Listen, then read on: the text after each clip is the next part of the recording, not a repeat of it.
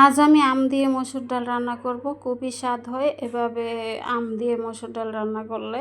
Hello everyone, কেমন আছেন সবাই? আশা করি ভালো আছেন, আপনাদের দয়ায় আমিও ভালো আছি আলহামদুলিল্লাহ। চুলায় একটা হাঁড়ি বসিয়ে দিয়েছি পরিমাণ মতো পানি দিয়ে, আর আমি এখানে 1 কাপের মতো মসুর ডাল আমি ধুয়ে পরিষ্কার করে ভালো করে ধুয়ে পরিষ্কার করে নিয়ে নিয়েছি। আর ডালটাকে আমি আধা ঘন্টার মতো ভিজিয়ে রেখেছিলাম, এতে করে ডালটা তাড়াতাড়ি ফুটে যাবে আর কি। তো আমি ডালটা সবগুলো ডাল দিয়ে দিয়েছি, দিয়ে আমি 1 মুঠের মতো পেঁয়াজ কুচি দিয়ে দিয়েছি এখানে, আর 4টা বড় রসুনের কোয়া দিয়ে দিয়েছি, আর 4টা দিয়ে দিয়েছি মাঝখান থেকে ভেঙে কাঁচামরিচ, আর দিয়ে দিয়েছি লবণ, পরিমাণ মতো লবণটা দিয়ে এখন আমি দিয়ে দেব হলুদের গুঁড়া।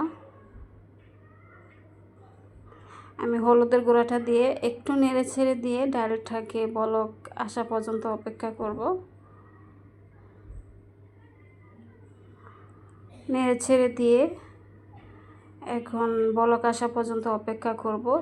তো এই পর্যন্ত আপনারা যারা ভিডিওটা দেখতেছেন প্লিজ একটা লাইক দিয়ে আমার ভিডিওটা ফুল কন্টিনিউ করার অনুরোধ রইল।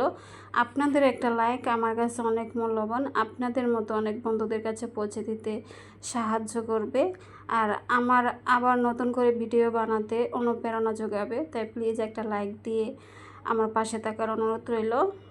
তো ডালটা দেখুন সিদ্ধ হয়ে গেছে, আমি ডালটাকে গুটে নিচ্ছি। আর এরই মধ্যে যে আমি আস্ত রসুনগুলো দিয়ে দিয়েছিলাম আর পেঁয়াজ কুচিগুলো দিয়ে দিয়েছি, এগুলি নরম হয়ে একদম গলে গেছে। ঘুটনি দিয়ে যখন গুটে নিয়েছি একদম মিশে গেছে ডালের সাথে সিদ্ধ হয়ে। আমি ভালো করে আবারও গুটে নিচ্ছি, আর ভালো করে গুটে নিতে হবে, যত ডালটা মিক্সড হবে ততই ভালো লাগবে আর কি খেতে।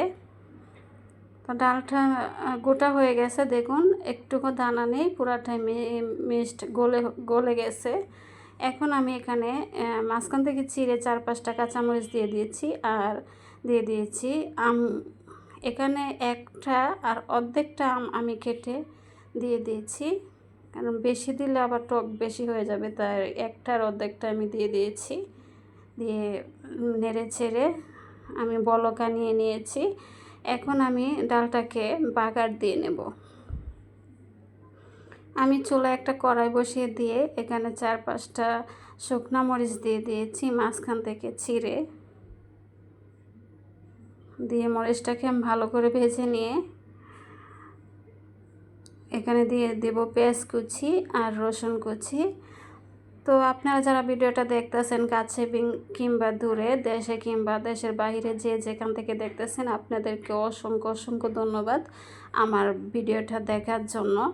যদি কোনো অংশ ভালো লেগে থাকে তাহলে আমার চ্যানেলটাকে সাবস্ক্রাইব করে দিয়ে আমার পাশে থাকার অনুরোধ রইল, আর কমেন্টে জানাবেন কেমন হয়েছে ডাল রান্নাটা। তবে আমার কাছে দারুণ লেগেছিল খেতে, যেহেতু টক ডাল, আম ডাল, এটা খেতে খুব ভালো লাগে। খুব গরম পড়েছে, সেই সাথে আম ডালটা খুবই ভালো লেগেছিল খেতে। আর আপনারা যারা সাবস্ক্রাইব করে দিয়েছেন আপনাদেরকে অসংখ্য অসংখ্য ধন্যবাদ। যারা করেননি প্লিজ আমার চ্যানেলটাকে সাবস্ক্রাইব করে আমার পাশে থাকার অনুরোধ রইল। আর এর মধ্যে দেখুন ডালটা হয়ে গেছে, আর এটা খেতেও খুব মজা হয়েছিল। আপনারা কমেন্টে জানাবেন কেমন হয়েছে। ধন্যবাদ আপনাদের সবাইকে।